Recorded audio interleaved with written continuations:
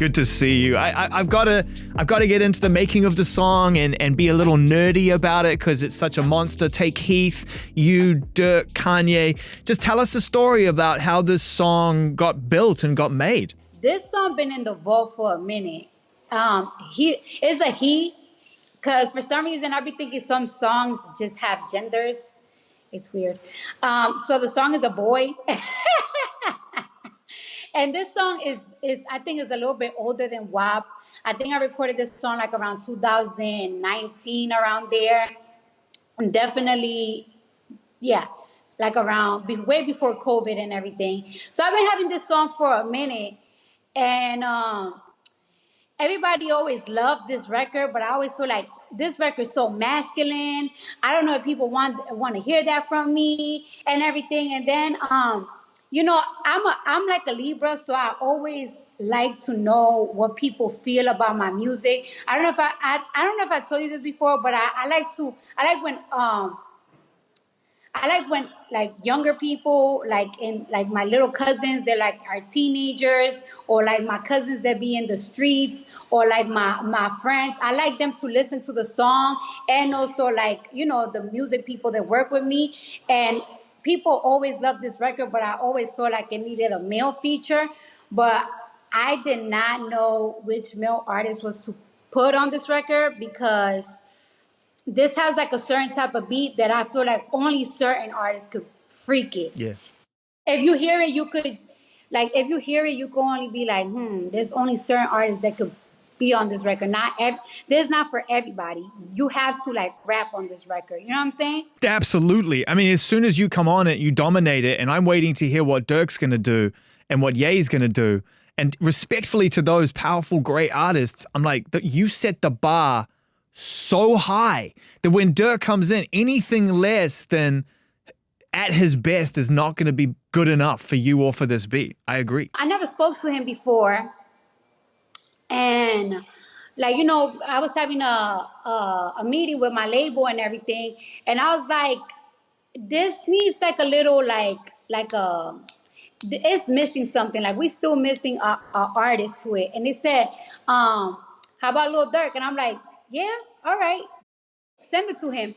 And as soon as they send the record, like the next day, I feel like a couple of hours, it was like, oh yeah, he sent in the verse. I was like, oh, and I loved it right away. It's really great the way that you guys trade off and pass it around as well. It feels like all three of you, even though it's probably not the case, are in the room, and it's got that real kind of passing the microphone energy that I think we've always loved about rappers coming together, and that energy is really addictive. So Durk destroys it. You've already destroyed it. What's left for Ye at the end? And it's crazy how he comes in and does that kind of Ye 2022, that combination of like rapping, but also talking about his life, and he's got that crazy balance between the two now working for him. How was that? Durk's verse is really street, so I see like almost like Bronx kids like listening to his verse, and then when Kanye verse come in, you see people that are more like into that money, into that grown. So I like how different the different elements that they bring to the song. And you know, Kanye gave me this verse a couple of months ago when he was just all over the media because of, you know, all of the things that were going on. And I just like how it's like, I like how his verse is like, it's personal, but it's not that personal. Yeah. It's like enjoyable in the clubs that you could be like, yeah, you talk your big cat. So I really love it. And I'm so happy that he gave me this verse. And I had a lot of conversations with Kanye West. I learned so much about him, and he's such an amazing, sweet person. Like, I be feeling like I wish a lot of people have conversations with him so they could just see like the real, the him. I've said this to people too, and I've never, I wouldn't have had the conversations off the record you've had, but I've had numerous conversations with him on the record, and I've seen that side of him, and I often say that to people when they ask what he's like. I'm like, he's a really sweet, thoughtful, very intelligent, ambitious guy. And he's a combination of all of these things. And I think the Kanye that that sometimes we see as a persona is the Kanye people assume is the real person. And you've been through this yourself, where there's a line blurred between who you are as a person versus who people see you as and decide you are as Cardi B. You know what that feels like. It's almost like a persona, but like it really kind of not. Like, let's say if he believes in something, right? And you be like, do you really believe in this because you just want to be different, or like, do you really believe in it because of thing? And it's like, yeah, I really believe in it, but he got his reasons why he believe in it. And when he give you these reasons, you'll be like, oh, okay, that does make sense. Like, I get it. I get why you think like that. I get why you feel that way. I understand where you're coming from. You know what I'm saying? Like, when he explained it to you, you'd be like, all right, I get it now. So it's just like a balance. He's really like a balance. Whenever you show up with other people on their music, you bring so much to the table. We'd love to hear it. Obviously, Up was a moment, kept things moving. This is going to be one of your biggest moments yet. At the risk of sounding ungrateful, as a fan, Cardi, I got to ask, like, are we getting to Cardi season yet? Is there something coming? For sure. Like we getting there. I'm just, how can I explain it? You know what I'm saying? Like, it's like right after this record, I have another one that is different from this record, and right after that, I really just want to put the album together. I'm just trying to put all my plans together and everything together. You know, right now I'm doing a lot of transitions with my team, and I told people that I'm gonna be more outside, like. You know, I've been preparing myself for a festival, and I haven't performed in a crowd since 2019. Just even my body, the way that I program, I'm a little bit different now. So right now, I'm trying to break my shell with everything. Even now, you know, like I'm really nervous. I haven't put out a single since Up. That's almost a year and a half ago. So I'm just breaking in. But like once I get comfortable and I start setting in, I'm ready to go on beast mode. Like, we are so ready for it.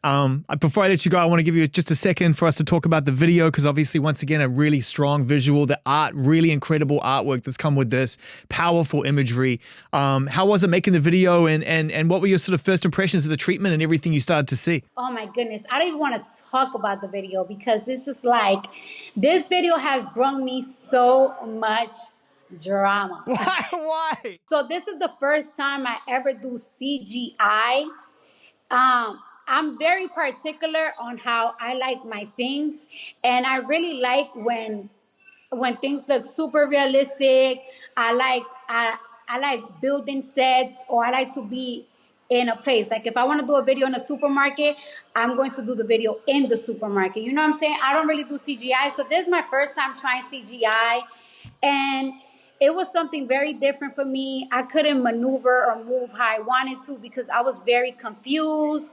And then I find out, after I finished the video, I find out that this takes so long. I mean, I did this video like around March, and it's still not even ready yet. And it's just like, it's just so frustrating that I'm like, you know what? Just put the song out. I don't even give a anymore. Like, I'm over it. That's it for CGI. You're done with any of that digital landscape stuff. Yeah, you see, that's what happens when you like move out your comfort zone. Like, This track is huge. I understand the nerves. I love the fact that you're nervous, and when artists say that they care so much that before it comes out, you get that sense of anticipation that we all have. But it is so amazing. This song is so tough and so hard, and I know it's taken its time, but I feel like everything's in the right place right now. I'm excited for the future for you. I'm excited too. I'm nervous. I'm so nervous. I don't even know what's going on. Like, I don't know. Maybe I need to smoke weed again. Like, Are you not smoking anymore? You're done with that. That's it. You're done. I haven't smoked weed in like 6 years, but it's like, I don't know what is going on. I'm so nervous. Maybe I need to rub myself with some CBD oil. I don't know what's going on, but I'm excited for this record. I think this is a fun record. You know, I love to go out. I love to go to clubs, and I like to support my strippers. And I just feel like I haven't really heard a lot of music in the club that is like, when it comes on, it just makes me want to throw bands. Like, I feel like we missing these club bangers. I don't know what's going on right now. I'm just like, I want to hear like, I want to hear something. Like I want to hear like, uh, like one of those records that Meek used to do. Like I want to hear one of those that it's just like pump me up. Like that's what I'm trying to bring that with this record.